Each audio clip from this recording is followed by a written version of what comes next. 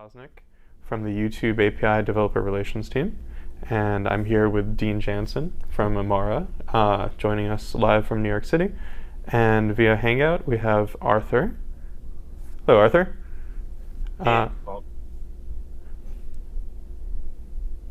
And I'm having a little trouble hearing you, Arthur. Hopefully we'll be able to work through those sound issues.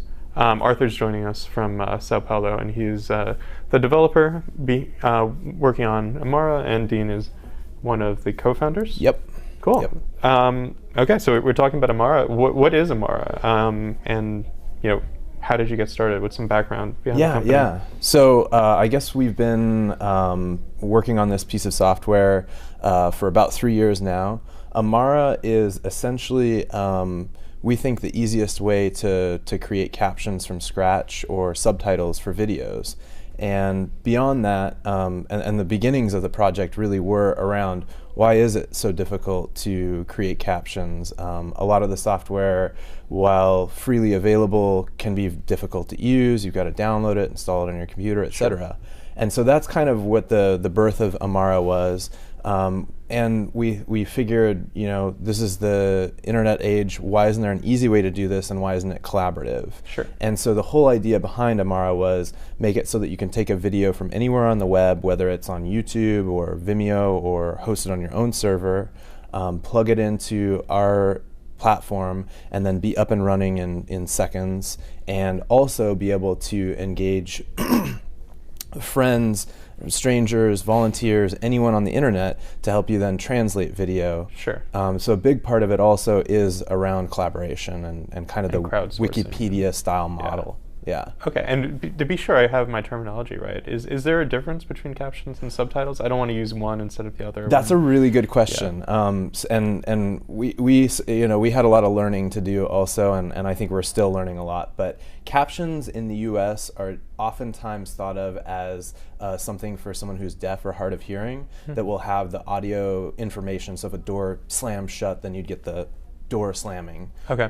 Whereas subtitle is, I think, a bit more of a generic term and is often used when you're talking about translated captions possibly without the audio information. Okay. Thank you for clearing that up. So all right, you talked about the different video platforms that you integrate with, and obviously, YouTube shows. So we're very interested in hearing about your YouTube integration. But can we talk a little bit more about who the target audience is for your platform? Who do you find using Amara? Yeah, that's another good question. Well, of course, I think it's also worth mentioning we're a nonprofit organization. Okay. It's an open source project, and the reason behind what we're doing really is to make it so that video can become accessible, and not just in the sense of accessibility for deaf and hard of hearing, but also accessibility in a broader like linguistic sense. Sure. Of translating videos into as many different languages as possible.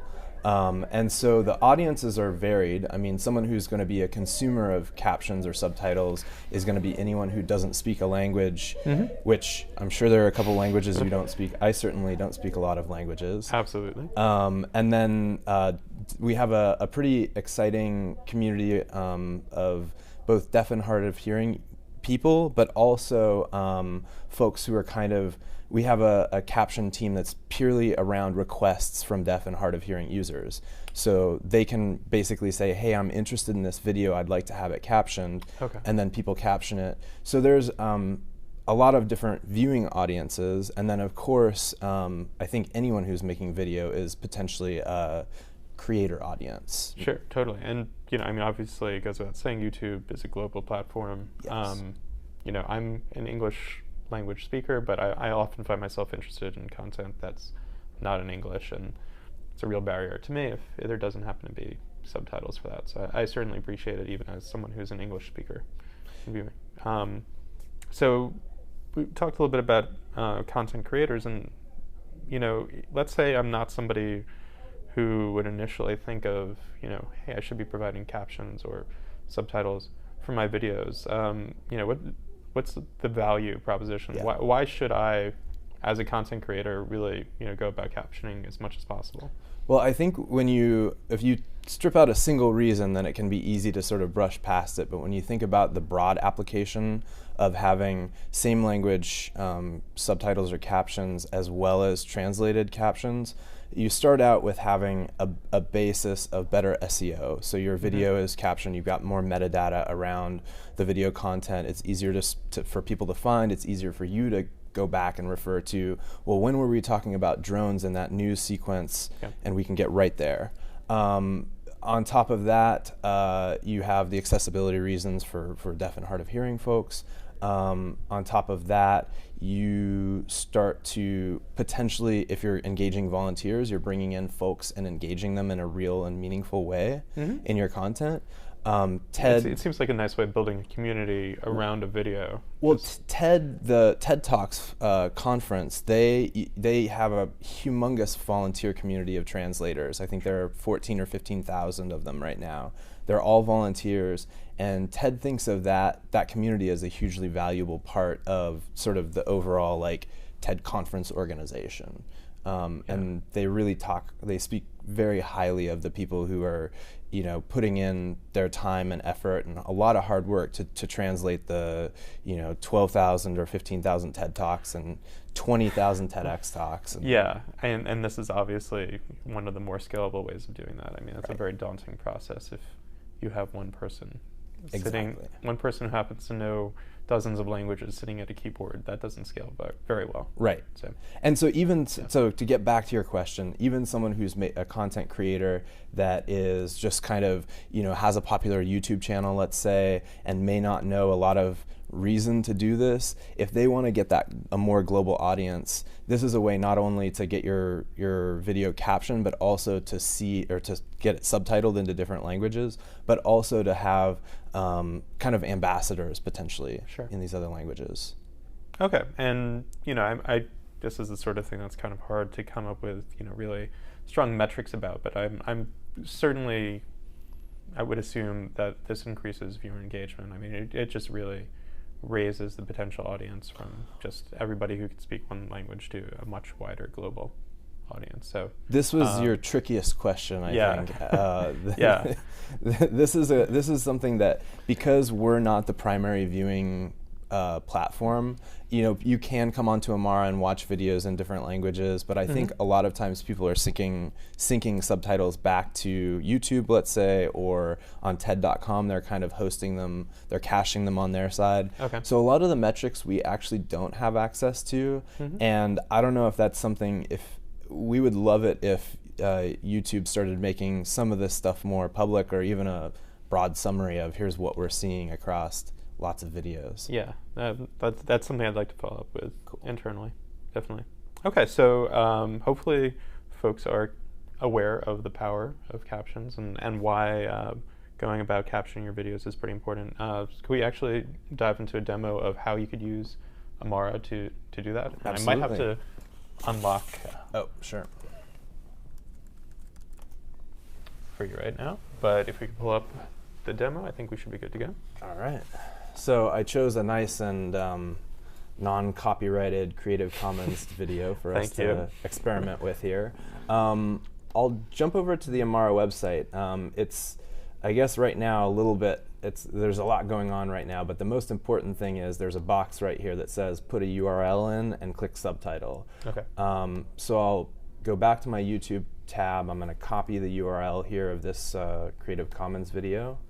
I'll paste it in, press subtitle, and fingers crossed.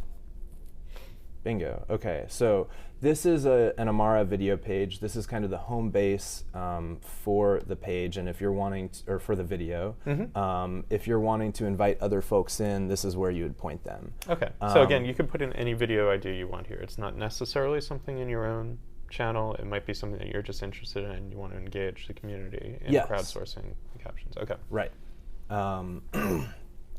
And so, and it can be pretty much any kind of video, any format that you want. Sure. So I'm just going to click on the Subtitle Me button, and then it's going to ask what language is the video in. It's in English. We're going to subtitle into English. Okay. and there's kind of a little tutorial video that I won't go into. Let's see. So this is the interface. This is all pretty much all HTML, CSS, JavaScript. Okay. Of course, the video itself, I think maybe Flash, but doesn't require Flash. Any modern browser will use this. I think we're in Chrome right now. Yeah. Hopefully, you're using the iframe player API, which will use HTML5 video for playback. Oh. I haven't double checked that, but that we can talk about the technical. We'll aspects ask with Arthur, Yeah. and we've got a new editor that we're just about to start rolling out. So I think that if we're not doing it now, we will be. Cool.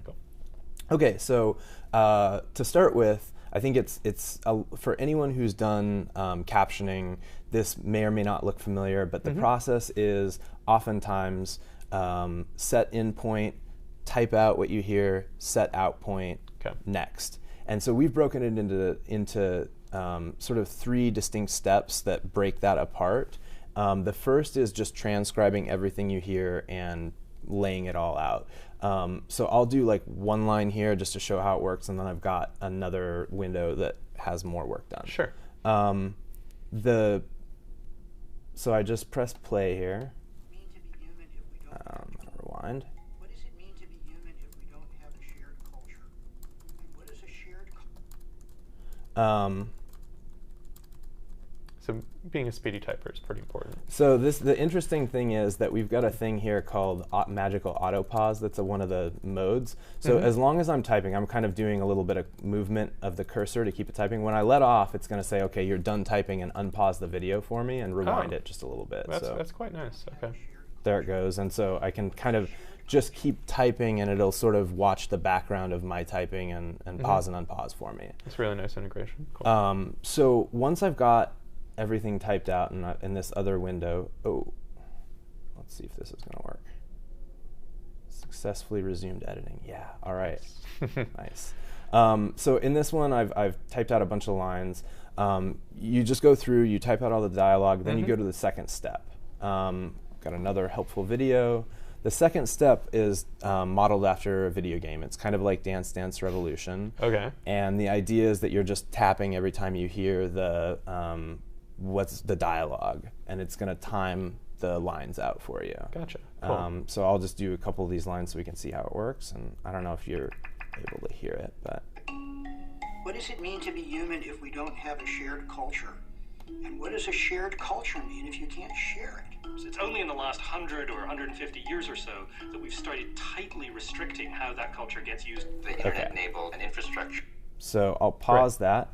And the last thing that I think is worth showing quickly is the final step, which is the review, where you're able to just go in and kind of fine-tune things. So if I time something late, then it's like a nonlinear video editor. I'm able to hop in, change everything up. If I made a mistake, I can easily edit it, et cetera, et cetera. It's pretty intuitive and simple interface, and we've seen people as young as 8 years old use this thing. No, that's awesome. I mean, I've obviously interacted with YouTube captions before, and I've done some API integration, and I know it as having to provide this data file that has time codes and everything like that. So having this whole automated process for generating that seems like a huge win. So that's very cool.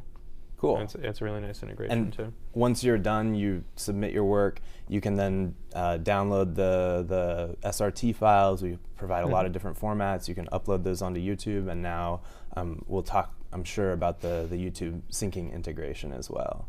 Excellent. Cool. So thanks so much for showing that demo. Hopefully we have Arthur via Hangout, and I'd like to say hello again. Arthur, can you hear me okay? Yep, perfectly fine.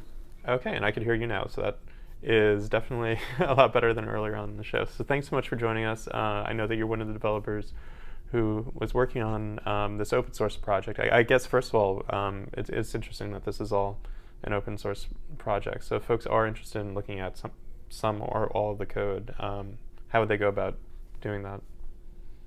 It's on GitHub. It's github.com, pculture, unisubs. I'll paste the link on the chat. Okay, yeah, we'll add that to this video description also, or maybe do a nice annotation, or maybe it'll show up in the captions for this video, because this definitely is a video that we should get captioned. And Cool. So, okay, I saw a really wide range of different YouTube API integrations there, Arthur. So can you talk a little bit more about which of the APIs you're using?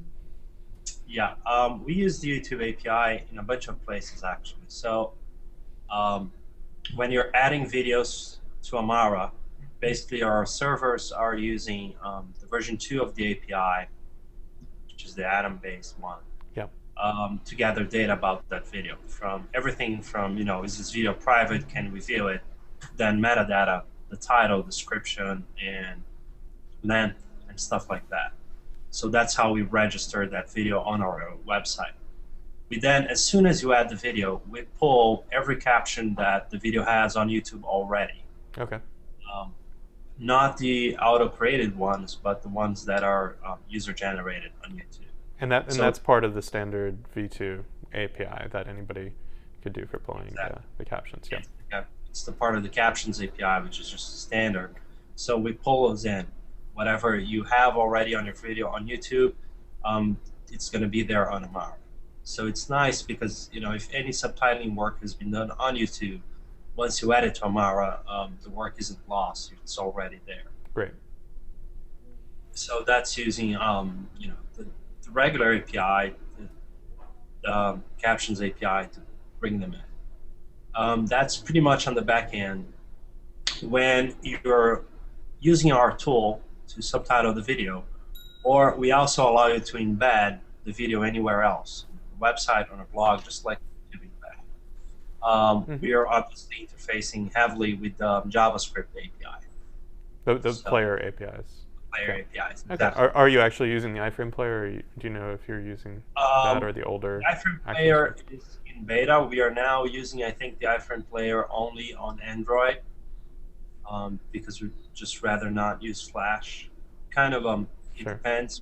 We're slowly moving to the iframe player. Okay. Yeah, we're out of the experimental mode for the iframe player now, which we're in for an extended period of time. So at this point, it's definitely what I'd recommend using for both desktop web-based interfaces and also on mobile. So you take a look at that. And there's just another use of the API, the player API, that's interesting that we're doing is that you can embed the video plus the Amara widget on your website. Okay. Sometimes let's say you already have a blog with dozens of YouTube videos, and you don't want to go back to your blog and change all the embed codes to our embed code. You can use something we call the widgetizers, just one JavaScript you insert, and as soon as we load, we are gonna look at the page to see if there's any YouTube video, and we'll hook up into the already embedded YouTube video and load our widget together with it. So we can attach to an already playing YouTube video. And that widget will display the captions, like kind of out of band? It's going to show those captions anyway, which is interesting. Very cool. So in terms of programming languages, there's obviously a bunch of JavaScript on the player side of things. What language are you using to interface with the data API? At the back end, we are using Python. Okay. I know that using Python with our older data API is a bit of a challenge in some regards, so thanks for bearing with us there. Yeah. At this portion of the show, I would normally tell people, hey, maybe you should check out our newer version 3 of the data API. Unfortunately, one of the things that we have not yet managed to port over to version 3 of the data API is support for the captions. So that is something that very legitimately still requires use of our older data API. But I'm certainly hopeful, at least, it'll be added to version 3 before too much longer. So stay tuned for that.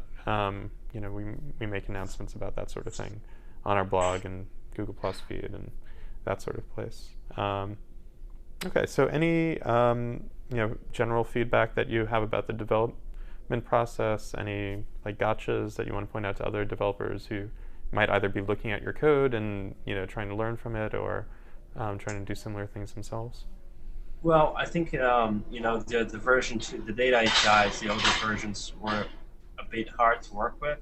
Mm-hmm. They're a bit verbose. They're not very Pythonic. I think in general, within the Python ecosystem, they're a bit off place there. Yes. But in general, it all works. You just need to be careful. It's it's reasonably documented, and things are pretty predictable. I think at the scale we work, we sometimes hit API quotas. There's smaller things that once you get a bit big, they start to be a concern. But in general, everything has been pretty smooth. The only thing I would say, depending if you're doing deep captions integration, YouTube uses for language codes BCP 47, which is the same standard that XML lang uses. Okay. And while it's a very good standard, it's also a bit complex. So if you're doing a lot of back and forth between subtitles, you just might want to watch out for that, because the way things get, the way the standard does, locator specific and just language definitions is a bit wonky. It's something to be wary of. Okay, that's definitely very good feedback to be aware of. Cool. At this point, I actually wanted to quickly check to see whether we had any questions on Google Moderator from anybody who might be watching the show. Pull that up real quick. And okay, so there are a couple that might be a little off topic, but there is one here from Sparkish saying, awesome stuff. Obviously, the setup is for on-demand videos, and he plans to tackle live video streaming with a similar setup and speed demon typists. So any, we're broadcasting right now as part of YouTube Live platform. Have you been in any discussions with anybody on our end about YouTube Lives or other types of streams and captioning there? Have not yet, but I think that's an exciting idea. It certainly has come up before, and is something that we'd love to explore. Absolutely, yeah. And yeah, I don't think we just are ready yet on the YouTube Live platform necessarily, but there's always the ability to have captions that are kind of out of bound from the video and that sort of thing. So yeah, definitely a very interesting topic. Okay, so thanks so much for taking the time to go into the system, Arthur. Sorry I cut you a little bit off there. Hopefully you got through all the topics that you wanted to cover on the technical side of things. Yeah. And thanks so much, Dean, for joining us in person and talking about Amara. We will make sure that this video is captioned. Sounds good. If we could go through the whole Amara system as well. Great, yeah, we can try and get it translated in a couple different languages. Hopefully. Awesome. Very cool. One last thing, we plug at the end of most of our shows that Google Developer Relations, which is a team that I'm on, is hiring as always. So if you're interested in doing the same sort of things that I'm doing, going on camera and helping developers and chatting with people doing cool API integrations, check out developers.google.com/jobs. So that's it for this week. Join us next week for our upcoming show. Cheers, everybody. Thank you, guys. Later. Thanks.